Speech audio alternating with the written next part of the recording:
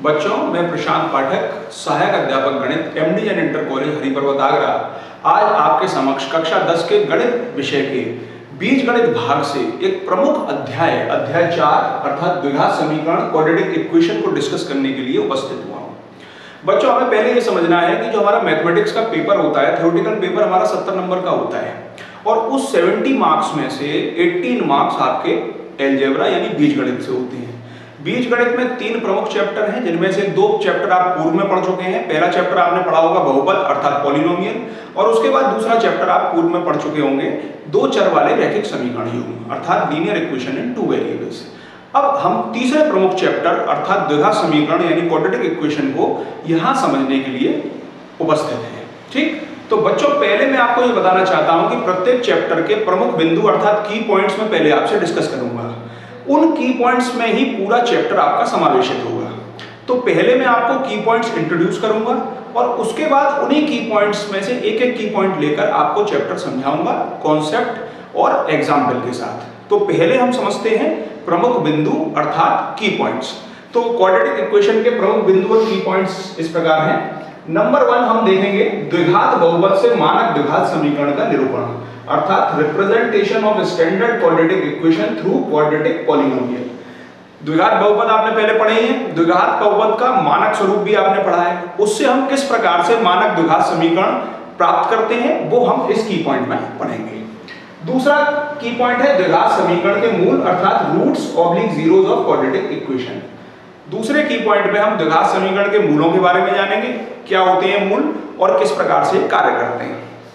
अब आते हैं तीसरे की पॉइंट की तरफ। तीसरा की पॉइंट है द्विघात समीकरण के मूल निकालने की विधियां अर्थात method of finding the roots of quadratic equation. ये बहुत महत्वपूर्ण भाग है क्योंकि यहाँ पर हम आपको वो मेथड बताएंगे जिससे हम द्विघात समीकरण के हल निकालते हैं, मूल निकालते हैं, जीरोस निकालते हैं।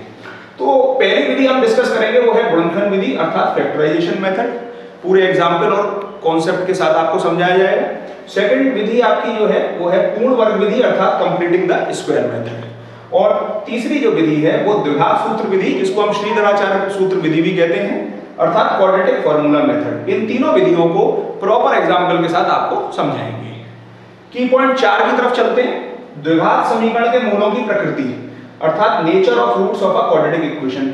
अब जो हमने द्विघात समीकरण के मूल, हल या जीरोस हमने जो निकाले उनकी प्रकृति क्या है, इस की पॉइंट में उसके बारे में डिस्कशन हम करेंगे। क्लियर। फिर फिफ्थ की पॉइंट हमारा आता है द्विघात समीकरण के मूलों के योग एवं गुणनफल को ज्ञात करना अर्थात sum and product of the roots of quadratic equation. जो हमने मूल निकाले द्विघात समीकरण के, उनके मूलों का योग और गुणनफल क्या होता है, की पॉइंट नंबर 5 में हम डिस्कस करेंगे। ठीक। अगला की पॉइंट है 6, दिए गए मूलों द्वारा द्विघात समीकरण ज्ञात करना। अब हमें कुछ प्रश्न ऐसे भी मिलेंगे जहां पर हमें मूल दिए होंगे और उससे द्विघात समीकरण प्राप्त करना होगा। तो हमने की पॉइंट 3 में पढ़ा था द्विघात समीकरण से मूल निकालने की विधियां। इसका जस्ट उल्टा इस की पॉइंट में है, मूल दिए हैं और उनसे हमें द्विघात समीकरण ज्ञात करना है। तो वो चर्चा हम करेंगे की पॉइंट नंबर 6 में। यहां तक क्लियर हो गया। अब बात करते हैं की पॉइंट 7 की, द्विघात समीकरण का ज्यामितीय आलेखन। कुछ प्रश्नों में ऐसा भी आएगा कि द्विघात समीकरण को आप ज्यामितीय आलेख बनाकर दिखाइए, यानी geometrical representation of a quadratic equation. तो ग्राफ के माध्यम से मैं आपको इसका ज्यामितीय आलेखन भी समझाऊंगा। ये हमारा 7th की पॉइंट है। अब इसको समझ लीजिए कि क्वाड्रेटिक इक्वेशन अर्थात द्विघात समीकरण पूरा 7 की पॉइंट में समावेशित है। तो ये आपके की पॉइंट्स हो गए बच्चों, ये आपको समझ में आ गए होंगे। अब हम एक एक की पॉइंट्स लेंगे और कॉन्सेप्ट को समझने का प्रयास करेंगे। चलिए बच्चों, हमने 7 की पॉइंट समझ लिए। अब एक एक की पॉइंट को लेते हैं और कॉन्सेप्ट को समझते हैं। पहला की पॉइंट द्विघात बहुपद से मानक द्विघात समीकरण का निरूपण अर्थात representation of standard quadratic equation through quadratic polynomial. तो आपने मानक द्विघात बहुपद पढ़ा हुआ है, मैं पुनः उसकी चर्चा करता हूं। fx = ax² + bx + c, ये आपका मानक द्विघात बहुपद होता था जहां a, b, c नियतांक हैं तथा a ≠ 0 ये कंडीशन हुआ करती थी। अब a ≠ 0 कंडीशन क्यों होती थी? क्योंकि a ≠ 0 होने पर ही ये मानक द्विघात बहुपद रह जाएगा। अगर a 0 हो गया तो ये पूरा टर्म जीरो हो गया और रह गया हमारे पास bx प्लस c जो कि एक रैखिक बहुपद है, क्योंकि उसकी घात क्या होगी, एक घात का 2 होना बहुत आवश्यक है, तो a का 0 ना होना बहुत आवश्यक है, इसीलिए a is not equal to 0 होता था। अब इस द्विघात बहुपद से हम द्विघात समीकरण कैसे प्राप्त करते हैं वो समझते हैं। हम कुछ नहीं करना है, सिर्फ दिए हुए मानक द्विघात बहुपद को 0 के बराबर पुट करना है और आपको इसकी वैल्यू पता थी, क्या थी, ax² plus bx plus c बराबर 0, जहां कंडीशन आगे की वही रहेगी, a b c नियतांक हैं तथा a is not equal to 0। तो ये जो पार्ट आ गया आपका, ये जो समीकरण आ गया आपका, यही मानक द्विघात समीकरण है। इसी को हम स्टैंडर्ड क्वाड्रेटिक इक्वेशन बोलेंगे। अब आपको कुछ प्रश्न दिए जाएंगे जिसमें आपको पहचानना होगा कि बताइए ये मानक द्विघात समीकरण है या नहीं है। तो उन द्विघात समीकरण की पहचान आप किस प्रकार से करेंगे, जो भी इस मानक द्विघात समीकरण से तुलना करने पर a का मान अगर 0 के बराबर नहीं आ रहा है तो वो द्विघात समीकरण है, अगर a 0 आ गया तो द्विघात समीकरण नहीं है। तो पहले हम कुछ क्वेश्चन करते हैं एनसीईआरटी के, जिससे हमें पता चल जाएगा कि हम कैसे फाइंड आउट करेंगे। ठीक है, तो बात करते हैं, हम एक क्वेश्चन की चर्चा करते हैं। एनसीईआरटी का ये क्वेश्चन है, x प्लस 1 का whole square is equal to 2 into x minus 3। इसकी चर्चा करते हैं। तो बेटा ये x प्लस 1 का होल स्क्वायर आपको मालूम है, हम जानते हैं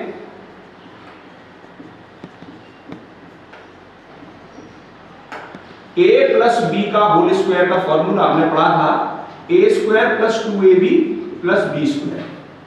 तो इसी के अनुसार जब हम बाएं पक्ष को खोलेंगे तो देखिए क्या आता है, x का स्क्वायर प्लस 2ab की जगह x और b की जगह क्या है 1 प्लस 1 का स्क्वायर, और साइड में जो हमारा राइट हैंड साइड है यानी दायां पक्ष है उसमें हमने 2 का गुणा करा तो 2x माइनस 6। ठीक, अब इसे बोला x square plus 2x plus 1 बराबर 2x माइनस 6। अब देखिए 2x वाला जो टर्म था दोनों साइड था और दोनों के चिन्ह समान थे, इसलिए कैंसिल आउट हो गया। बाकी हम सभी पदों को एक तरफ लाते हैं तो देखते हैं क्या आता है, x स्क्वायर और प्लस का 7 इज इक्वल टू 0। अब हम इसकी तुलना करेंगे, जैसा कि हमने आपको बताया था कैसे पता करेंगे, इससे तुलना करने का। तो ax square plus bx plus c बराबर 0 से तुलना करते हैं। तुलना करने पर तो जब हमने तुलना की तो देखिए x स्क्वायर का कोफिशिएंट यहां पर a है और यहां पर 1 है, तो a बराबर 1 आ गया। b, क्योंकि यहां पर x का कोई भी टर्म नहीं है तो b का मान 0 आ गया, और कांस्टेंट टर्म यहां पर 7 है तो c का मान हमारा आ गया 7। तो लेकिन हमारे a और b और c के मान है, b 0 जरूर आया लेकिन a का मान 1 आया, a का मान 0 के बराबर नहीं है। तो ये हमारा द्विघात समीकरण है, क्योंकि हमारी कंडीशन जो थी a is not equal to 0 वो यहां पर सेटिस्फाई हो गई है। ये हमारा एक प्रश्न हुआ जिसमें हम समझे कि द्विघात समीकरण है अथवा नहीं है। अब एक और प्रश्न की बात करते हैं, क्वेश्चन नंबर 2 की तरफ चलते हैं। क्वेश्चन नंबर 2 की तरफ चलते हैं, एक और क्वेश्चन करते हैं, थोड़ा सा आइडिया लगेगा आपको, कॉन्सेप्ट समझ में आएगा। तो उस क्वेश्चन की तरफ चलते हैं। तो हम, ये भी एक एनसीईआरटी का बच्चों प्रश्न है, तो हम उसको पढ़ते हैं, x minus 2 into x plus 1। ठीक है, बाएं पक्ष में ये दिया हुआ है, इज इक्वल टू x माइनस 1 इंटू एक्स प्लस 3। अब इस पर चर्चा करते हैं। तो देखिए आपको बहुपद में गुणनफल करना सिखाया गया है, उसके अनुसार गुणनफल करते हैं। देखिए x का गुणा x से करते हैं, x स्क्वायर प्लस का x माइनस का 2x माइनस का 2। दाएं पक्ष में भी इसी प्रकार गुणा करते हैं, x का x से किया, x square plus 3x minus x minus 3। अब देखिए x स्क्वायर वाले टर्म दोनों चिन्ह समान है और दोनों के जो कोफिशिएंट है दोनों साइड समान है, ये कैंसिल आउट हो गए। यहां पर इन दोनों को सॉल्व करने पर हमारा आया x माइनस 2x माइनस का x minus 2 is equal to, इन दोनों को सॉल्व किया 2x माइनस 3। क्लियर हो गई बात, समझ में आ रही सारी बात। अब सभी पदों को एक तरफ ले जाते हैं, तो इधर ले जाएंगे तो ये हो गया 3x माइनस 3 प्लस 2, कितना हो गया, इसको सॉल्व करते हैं। देखिए तो इसको इधर ले गए तो 3x हो गया और ये माइनस का 3 प्लस का 2 हो गया माइनस 1। बराबर 0। ठीक है, ये हमें प्राप्त हुआ। अब हम इसकी पुनः हम ax² plus bx plus c बराबर 0 से तुलना करेंगे। तुलना ही करनी है हमको हर केस में।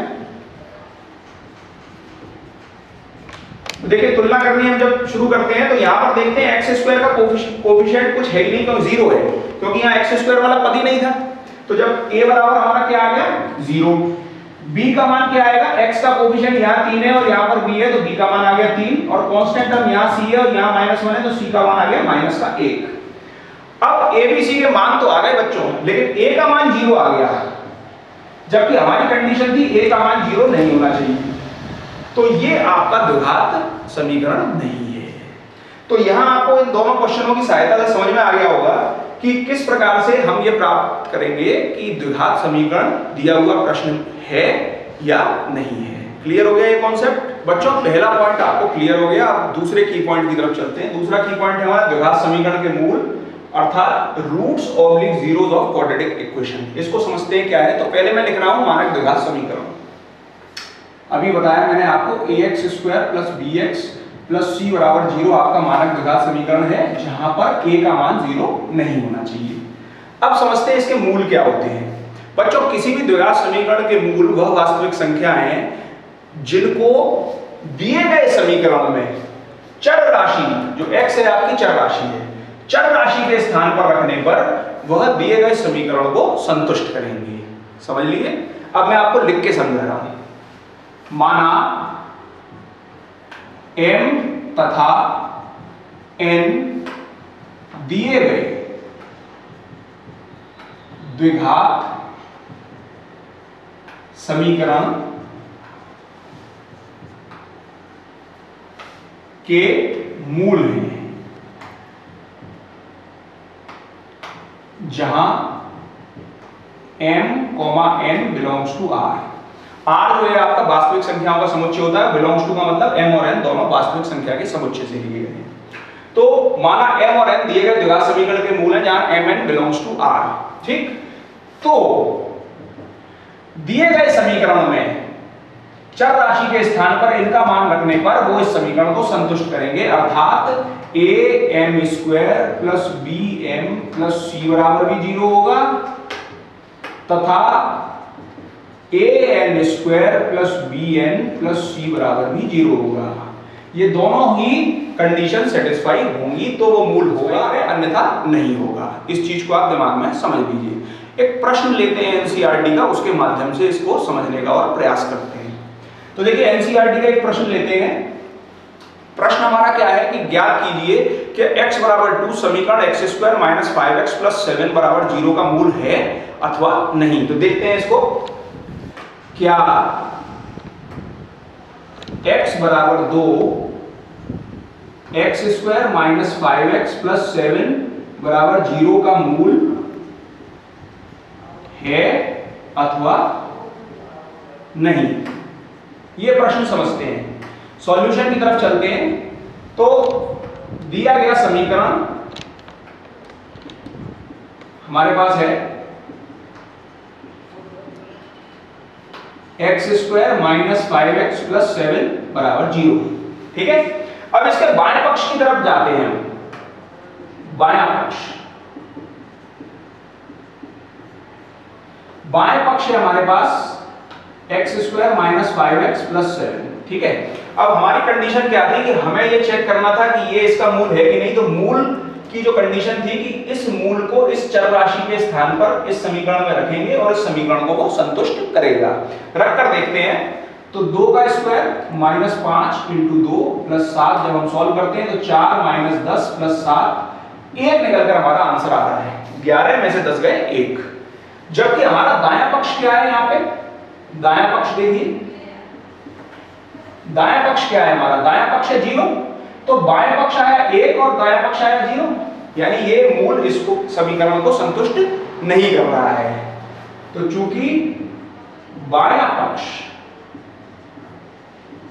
इज नॉट इक्वल टू दायां पक्ष, अतः x बराबर 2 दिए गए समीकरण का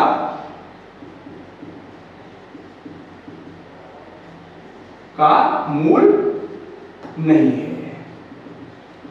क्लियर हो गई बात? यहां समझ में आ गई आपको बात, इतनी बात? अब एक और प्रश्न देखते हैं, एक और प्रश्न है, वो भी एनसीईआरटी का है कि क्या x बराबर 5 द्विघात समीकरण, क्या x बराबर 5 द्विघात समीकरण x square minus 3x minus 10 बराबर 0 का मूल है अथवा नहीं? इसको समझते हैं, सॉल्यूशन की तरफ जाते हैं। सॉल्यूशन देख रहे हैं तो पहले हमारा जो द्विघात समीकरण है वो क्या दिया हुआ है, x square minus 3x minus 10 बराबर 0। अब इसके बाएं पक्ष की तरफ चलते हैं, यहां मैं आपको समझा रहा हूं। बायां पक्ष देखते हैं, बायां पक्ष हमारा क्या था, समझिए ध्यान से, x square minus 3x minus 10 और मूल जो हमारा है वो क्या हमें जांच करना है, x बराबर 5। तो चर राशि की जगह हम x बराबर 5 रखते हैं, 5 का वर्ग माइनस 3 इंटू 5 माइनस 10 मान रखते हैं, तो 25 माइनस 15 माइनस 10, जो वैल्यू हमारी निकल कर आती है 25 माइनस 25, जो कि हमारी 0 के बराबर आ गई। और दिए गए समीकरण का दायां पक्ष क्या था वो भी देखते हैं, वो भी 0 है। तो दोनों ही पक्ष हमारे बराबर आ गए, और जैसे ही दायां पक्ष बराबर बायां पक्ष आएगा,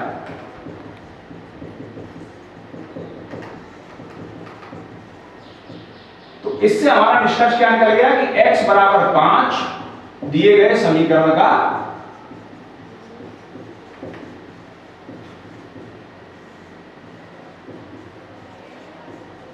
मूल है। समझ में आ गया बात? यानी इन दोनों क्वेश्चन में आपको ये कॉन्सेप्ट समझ में आ गया होगा कि एक में मूल हमारा नहीं आया और दूसरे में हमारा मूल आ गया। तो ये कॉन्सेप्ट यानी सेकंड की पॉइंट आपका इन प्रश्नों से क्लियर हो गया। बच्चों अभी तक आपने दो की पॉइंट बहुत अच्छे से समझ लिए होंगे। अब हम अपने चल रहे हैं चैप्टर के थर्ड की पॉइंट पर, जो कि बहुत महत्वपूर्ण है, यानी द्विघात समीकरण के मूल निकालने की विधियां, अर्थात method of finding the roots of quadratic equation. यहां पर हम द्विघात समीकरण हल करना सीख रहे हैं, तो ये बहुत महत्वपूर्ण हिस्सा है, ध्यान से समझना है।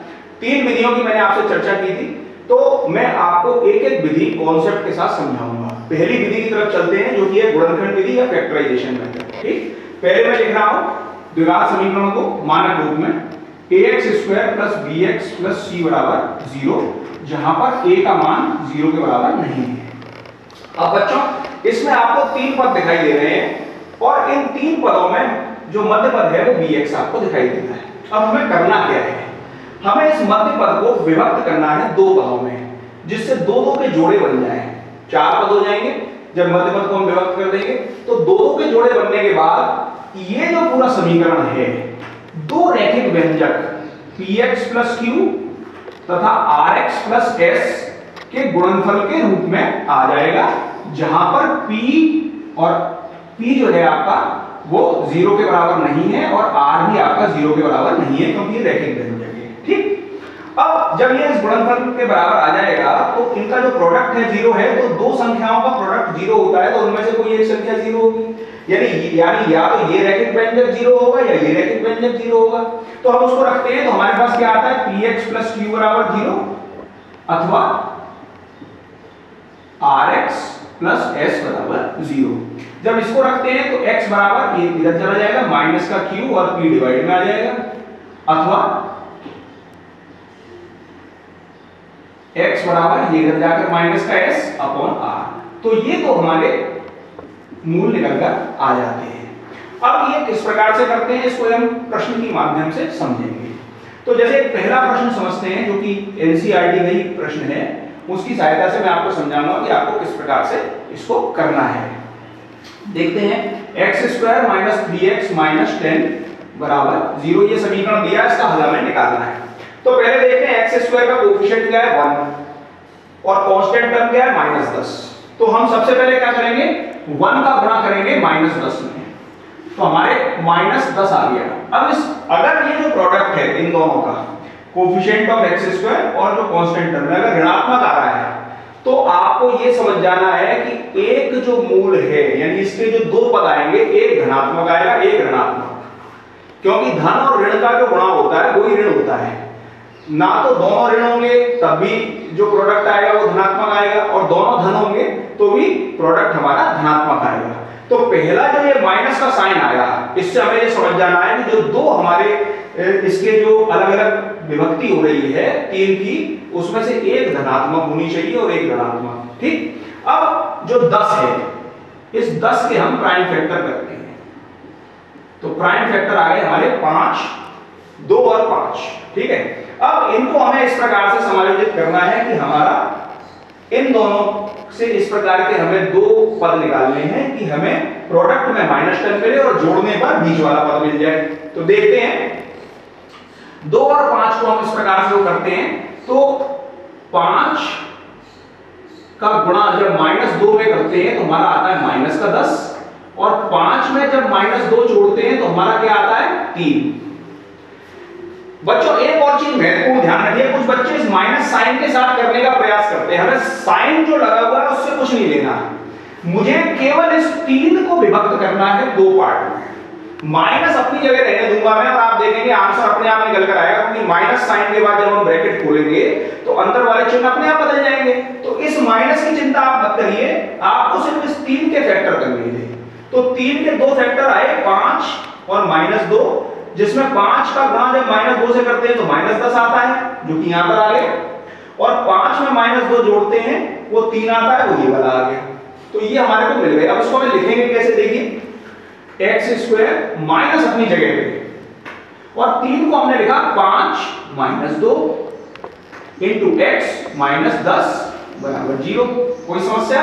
अब इसको ब्रैकेट को खोलेंगे तो x² माइनस के 5x, क्योंकि x का गुणा हुआ खुला तो ब्रैकेट अंदर के साइन चेंज हो गए। अब x का इससे गुणा हुआ तो माइनस का 2x, लेकिन साइन चेंज होकर हो गया प्लस का 2x - 10 बराबर 0। क्लियर? तो यहां से आप देखिए ये दो टर्म हमारे को ये मिल गए और दो टर्म ये मिल गए। अब इन दोनों में देखते हैं कॉमन क्या है, x अंदर बचा x - 5 प्लस, अब इन दोनों में कॉमन देखते हैं क्या है, 2 अंदर बचा x - 5। अब देखिए ये पूरा जो एक्सप्रेशन आया हमारा, उसमें x - 5 कॉमन आ गया, यहां रह गया हमारा x और यहां रह गया 2। देखिए जो कॉन्सेप्ट में मैंने आपको बताया था आ गया वही चीज। पूरा जो एक्सप्रेशन था वो दो रैखिक व्यंजक के गुणनफल के रूप में आ गया, यानी सीधा इसको सॉल्व करके ये वाला स्टेप हमारे पास आ गया। ठीक, अब हमें क्या करना है कि दो रैखिक व्यंजक का जो गुणनफल है यानी प्रोडक्ट है वो 0 है, तो इसका मतलब या तो ये 0 होगा या ये 0 होगा। रखते हैं इसको, तो इसका मतलब हुआ x - 5 बराबर 0 अथवा x + 2 बराबर 0। ठीक है, तो यहां से आ गया x बराबर 5 अथवा x बराबर -2। तो ये ही दो जो हमारे हैं हमारे दिए हुए द्विघात समीकरण के मूल हैं। क्लियर हो गया आपको कॉन्सेप्ट? स्टेप बाय स्टेप समझा, लेकिन इस चीज को, ये जो कॉन्सेप्ट है आपको बहुत ध्यान में रखना है, ये महत्वपूर्ण हिस्सा है कि किस प्रकार से हमें फैक्टराइजेशन करने हैं जो मध्य पद को दो पदों में विभक्त किया जाए। बच्चों को एक और समस्या होती है कि रूट वाले प्रश्न हमें समझ में नहीं आते, तो एक रूट वाला भी प्रश्न इस गुणनखंड विधि से आपको समझाता हूं तो आपको और क्लियर हो जाएगा ये कॉन्सेप्ट। ठीक है, तो एक प्रश्न लेते हैं, √2x² + 7x + 5√2 बराबर 0। ये भी बच्चों एक एनसीईआरटी का प्रश्न है, और इसको हम उसी कॉन्सेप्ट के आधार पर जो हमने गुणनखंड विधि में सीखा है हल करने का प्रयास करते हैं। देखिए, तो मैंने आपको सबसे पहले बताया था कि x² का जो कोफिशिएंट है उसका गुणा होता है कांस्टेंट टर्म से, तो सबसे पहले उसका गुणा करते हैं, कॉन्सेप्ट की तरफ चलते हैं। √2 का गुणा कर रहे हैं 5√2 से, तो देखिए √2 और √2 मिलके हो गया 2 × 5 will give you 10। अब अगले चरण में हमें क्या करना है, 10 है इसके प्राइम फैक्टर्स करने हैं, जो कि हमें मिल गए 2 और 5। अब हमें 2 और 5 को इस प्रकार से इसको हमें पदों में व्यक्त करना है कि हमारा जो बीच वाला टर्म है वो दो पदों के रूप में आ जाए, 7x²। तो देखिए 7 को हम लाते हैं इनके पदों में, तो हम ध्यान से देखते हैं कि 2 का जब आप 5 से गुणा करते हैं तो 10 आ जाता है, यही कंडीशन थी हमारी, ये संख्या आ जानी चाहिए। और 2 में जब 5 जोड़ते हैं तो हमारा 7 आ जाना चाहिए, जो कि बीच वाला मध्य पद था। ये कॉन्सेप्ट हमारा दोनों सेटिस्फाई हो गया। अब हम इसको मध्य पद को विभक्त करेंगे दो पदों में। तो √2x² प्लस अपनी जगह पर रहने देंगे। मैंने आपको बताया चिन्हों को हमें उसी तरीके से रहने देना, चिन्हों में हमें कोई परिवर्तन नहीं करना। 7 को देखते हैं, तो 7 को हमने लिखा 2 + 5x + 5√2 = 0। क्लियर? अब इस ब्रैकेट को हम खोलेंगे, तो √2x² + 2x + 5x + 5√2 = 0 आ गया हमारे पास। अब हमें 4 पद मिल गए और इन 4 पदों में दो के हमने जोड़े बना लिए। अब देखा कि इन पहले दो पदों में क्या कॉमन है, तो देखिए √2 कॉमन आ गया और x कॉमन आ गया, क्योंकि आपको मालूम है 2 में जो होगा वो √2 × √2 करेंगे तो 2 आ जाता है। तो √2x कॉमन ले लिया, तो यहां पर तो रह गया आपका x और यहां पर रह गया आपका √2। क्लियर?